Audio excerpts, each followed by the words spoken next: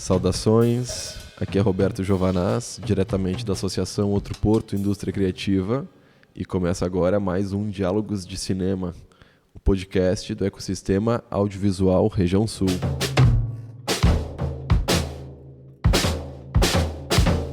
No episódio de hoje vamos dialogar com o Victor Di Marco sobre acessibilidade no audiovisual. Victor, seja muito bem-vindo, conta para nós um pouco da tua história, da tua trajetória.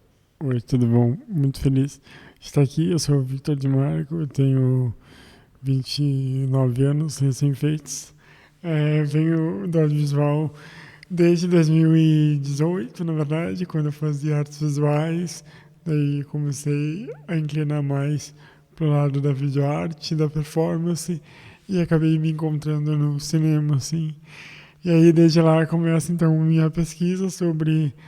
para entender como que se dá um corpo com deficiência no cinema, como que esse corpo é lido, é tratado, e também que tipo de imagem que eu posso criar para subverter esse imaginário que eu encontrei tão violento e tão sem graça também sobre corpos com deficiência. O Ecossistema Audiovisual Região Sul é uma iniciativa que busca impulsionar a indústria criativa cinematográfica no extremo sul do Brasil.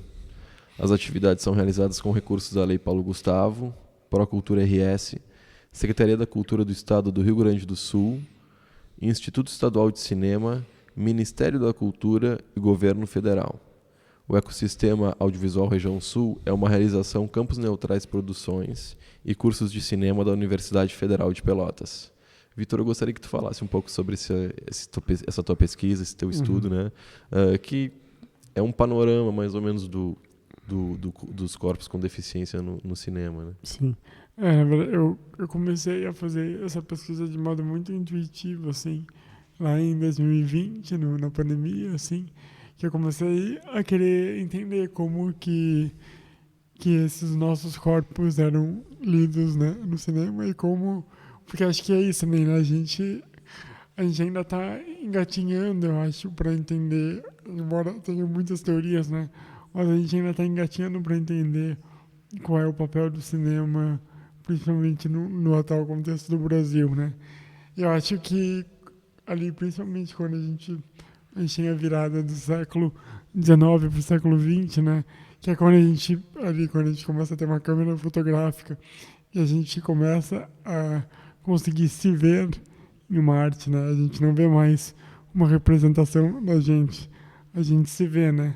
Então, acho que essa virada fez com que a gente, enquanto humanidade, a gente visse também na gente as nossas falhas, né? E eu acho que agora, talvez a virada do século XX para o XXI seja a gente perceber as nossas diferenças que a gente não suporta, sabe? Eu acho que o corpo com deficiência talvez seja um grande calcanhar de Aquiles da humanidade, que ele revela para as pessoas que todo mundo pode ter uma deficiência um dia e muito mais, né? E que se tudo der certo, né, se a gente não morrer antes, a gente vai se tornar uma pessoa com deficiência, né? Porque quando a gente fala de um corpo velho, um corpo idoso, a gente está falando de um corpo com deficiência também, de um corpo que precisa de acessibilidade, de um corpo que tem um outro tempo, uma outra história. Então, é isso, assim. Então, a minha pesquisa ainda passa, né, por esses pontos de entender como que a humanidade se lia enquanto deficiência, muito por imagem, assim. E aí, o que eu encontrei foi o que eu já esperava, né, que a gente tem pouca representação e é que a gente tem sempre através de um viés muito, muito violento, muito, muito forte, muito carregado de uma ideia de funcionalidade, que o corpo tem uma função. E também uma outra questão muito forte que eu olhei foi que os corpos com deficiência, que a deficiência em si, na verdade, ela é sempre sempre tida como um dispositivo, né, no cinema. Então, ela sempre tem um papel para algum fim de roteiro ou para algum fim estético, né? A deficiência nunca está ali posta como ela realmente é, né? Então, os personagens se tornavam pessoas com deficiência por alguma punição, por alguma redenção, por alguma negação, ou já eram pessoas com deficiência porque eles iriam ensinar algo para alguém, né? E aí também, se falando de atores e atrizes com deficiência, isso é ainda mais recente, né?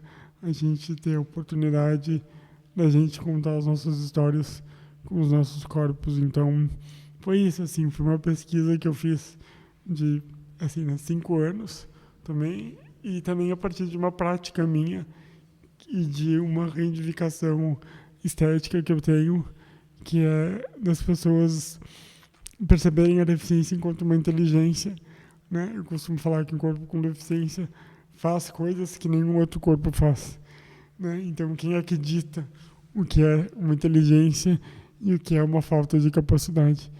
Então, acho que o cinema, no momento que a gente está também falando de imagem, né, de disputa de poder, acho que a gente tem nas mãos uma ferramenta muito importante de inventar um outro mundo e de inventar uma outra imagem, que é o que eu tento fazer com o meu cinema.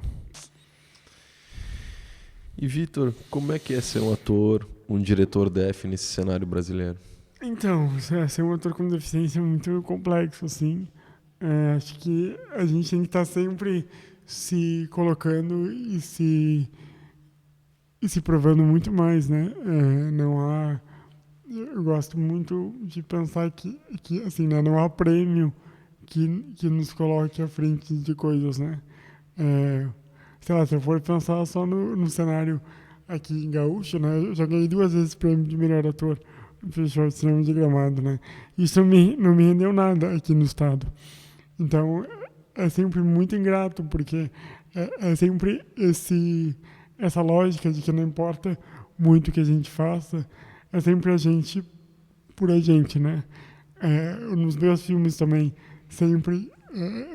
os meus filmes, eles sempre têm outros atores e atrizes com deficiência, porque é a mesma história, né? Ninguém chama eles, né? Enfim, para fazer cinema.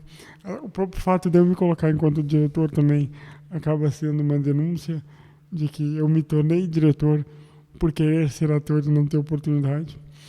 Então, acho que é sempre uma disputa de narrativa muito forte, assim, que é isso, né? Acho que não importa ganhar, né? A gente está sempre em uma certa desvantagem, sabe?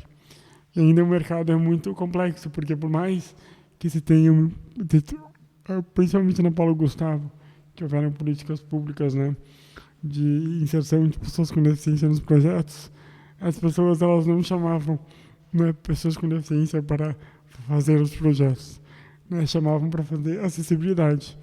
Então não era uma inclusão, né? Embora tenha muitas questões com a palavra inclusão. Então a gente ainda continua nesse sistema de tentar ser ouvido, embora a gente tenha inúmeros, né? Eu falo de mim, mas não é só eu, né? A gente tem atores e atrizes com deficiência no Brasil muito bons, que ganharam diversos prêmios, que nem eu, e que também não conseguem se manter, sabe? Que tem que ficar sendo diretor, tem que estar sendo roteirista, tem que, enfim, tem que estar se desdobrando em 1000 outras coisas, porque só a função de ator a gente não é chamado ainda. Mas eu também, já que eu falei de tanta coisa ruim, eu acho que também existe um poder muito grande ao ser um ator com deficiência, que é eu também construir uma linguagem enquanto é dramaturgia, né? Tipo, o meu jeito de falar, as minhas expressões, eu também entender as minhas técnicas enquanto ator e também expor para o mundo que talvez o jeito de atuar que vem sendo feito até agora é um jeito muito falho. E assim, isso já é uma coisa que a gente está vendo, né? Porque o velho modo de atuação já é uma coisa que está caindo por terra, que as pessoas não se conectam mais, né? Hoje em dia a gente fala muito no meio do teatro, principalmente, né, de buscar a verdade cênica, né? E a verdade cênica não está mais dando conta do que era antes. Então, essas novas enciclopédias que a gente vem tentando formar e também deformar, talvez seja um caminho, assim. Então eu acho que tem muita dor, claro, em ser o que sou e querer ser o que sou, porque eu podia não querer, né?